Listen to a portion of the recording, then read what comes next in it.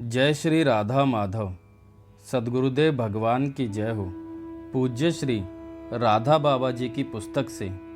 विषय: भजन के लिए भजन, चिंतन के लिए चिंतन करने की चेष्टा कीजिए। जब नित्य कर्म करने बैठता हूँ तो तमोगुण बहुत आ जाता है, ऊँघने लगता हूँ, इससे बहुत विक्षेप होता है।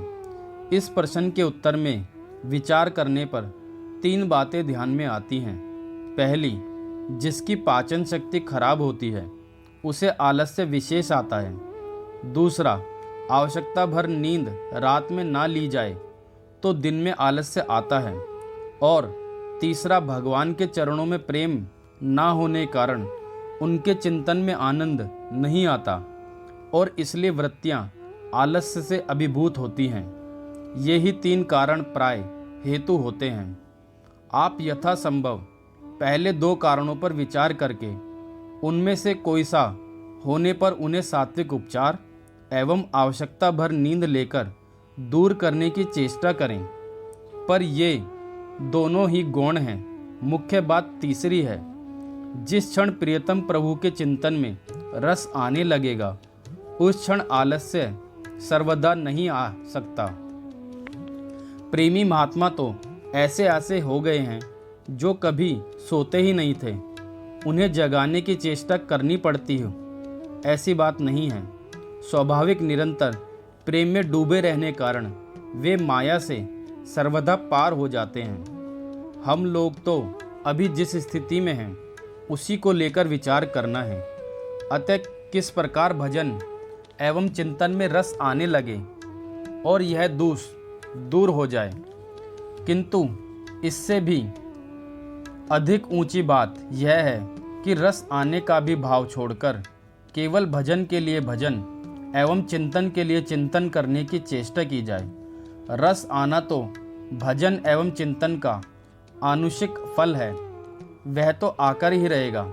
इसलिए अपनी जान में आलस्य के वश में ना होने के बार बार दृढ़ निश्चय करके भजन एवं स्मरण को बढ़ाने की चेष्टा करें। उनकी कृपा पर विश्वास करें। बस आपका इतना ही काम है। वे चाहें तो अभी इसी क्षण आपकी दशा महाप्रभु चैतन्य देव की सी कर दें, जो निरंतर 12 सालों तक रोते रहे। गौड़ीय महात्माओं का विश्वास है कि महाप्रभु स्वयं श्री कृष्ण थे। अतः अपने मन में ऐसी शंका हो सकती है कि वैसी अवस्था मेरी कैसे होगी, तो उन्हें छोड़ दें। आज तक जितने प्रेमी भक्त हो गए उनकी बात सोचते हैं।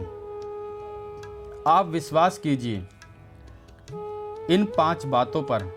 पहला, श्री कृष्ण को जो संबंध उन प्रेमी महात्माओं से था ठीक वही का वही संबंध आपके साथ है। दूसरा, उनमें विषमता नहीं है, वे आपको भी ठीक उतना ही प्यार करते हैं। तीसरा, आपकी सब बात जानते हैं। चौथा, उनसे बढ़कर आपका हित करने वाला ना कोई है, ना था और ना आगे कोई होगा। अंतिम 5वां, वे सर्व सामर्थ्य हैं, जिस क्षण चाहें सब कर सकते हैं। यदि इन 5 बातों पर दृढ़ विश्वास जमा सकें तो समझना चाहिए कि आप तो पूर्ण समर्पण के मार्ग पर आरूढ़ हो गए हैं। इसलिए सब चिंता छोड़कर इन 5 बातों पर विश्वास कीजिए, अडिग अटूट विश्वास कीजिए और जीभ से उनका अधिक से अधिक नाम जप कीजिए। मन को भी यथासंभव उनमें लगाने की चेष्टा कीजिए। पर ना लगे तो घबराइए मत, निराश मत होइए। फिर दोष नहीं रहेगा। सर्वदा निर्दोष बनकर वे स्वयं आपको कलेजे से लगा लेंगे।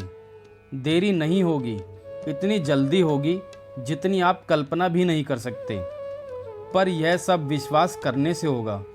इस विश्वास को प्राप्त करने के लिए जो भी करना पड़े वह करने के लिए सच्चे मन से तैयार हो जाइए। फिर यह विश्वास भी बहुत सस्ते मिलेगा। अवश्य ही इस सौदे के लिए आपको तैयार होना चाहिए। जय श्री राधा माधव।